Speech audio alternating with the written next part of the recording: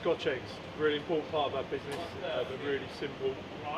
Just want to show you some real little things that I do every time I make Scotch eggs. So we've now got our boiled egg. Before we start making any of their eggs, I always check, always just tear an egg open and just make sure that they're perfect for Scotch eggs. This is showing me it's perfect, it's nice and yolky in the middle, it's not overcooked. There's no point making all of these are overcooked. It's really important that you check your eggs every time. Just put that to one side. Then we come to the meat.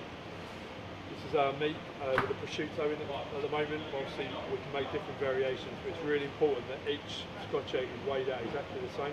So these are 100-gram pieces. Really important when you're cooking them, you've got 2 or 3 in there at the same time, then you know exactly they're cooking the same, which is really, really important. I always make sure I've got a pan of water next to me as well. So when I'm making Scotch eggs, I can always dab my hands in and it's a lot easier to manipulate the meat if you've got slightly wet hands. So, I'm just going to grab some meat, just put my hand into water. It's just easier for me to push the meat out.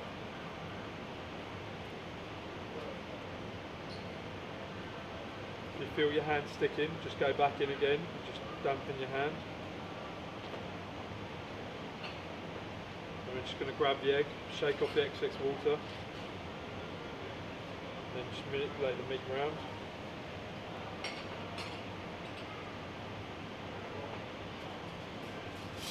Making sure you're sealing up the gaps.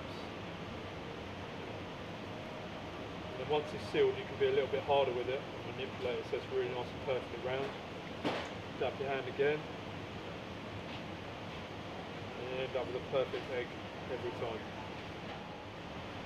Second stage of the Scotch egg, we're now going to pane the Scotch eggs. So all the Scotch eggs are now formed. Now just need to pane them. So I'm going to start with some flour. Just going to put a little bit of seasoning in, some cracked black pepper and some salt. Just give that a little mix around. Then we've got some whole egg. Really important that you give that a really good mix. I've actually put this in with a stick blender in a container and really emulsified the egg. If it's not broken down well enough, it's harder to coat the egg, and then you'll be double paneing the egg. So it's really good always to blitz. Either put it in a food processor or stick blend your eggs, just so they're really nice and fine, so it just coats everything really well. And then we've got panko breadcrumbs. Okay, so we're now just going to go through the process. So grab your egg, just going to roll it in the flour. Make sure we're nice and coated. Knock off the excess. And we're going to go into the egg. Just going to go in with one hand, so we've always got one hand dry.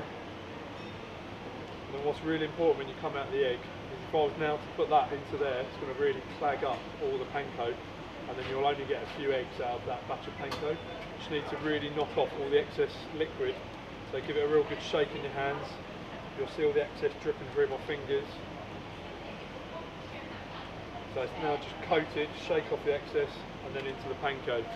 Give it a good roll.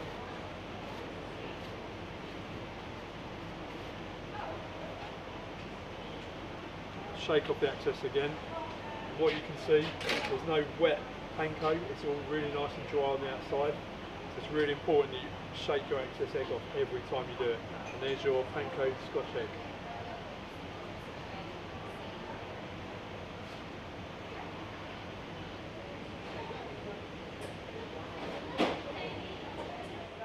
So our Scotch eggs cooked. How we currently serve them is whole, but I'm now just going to cut this one for you to make sure we're still perfect on the inside, nice and yolky, and obviously all the meat is cooked all the way through.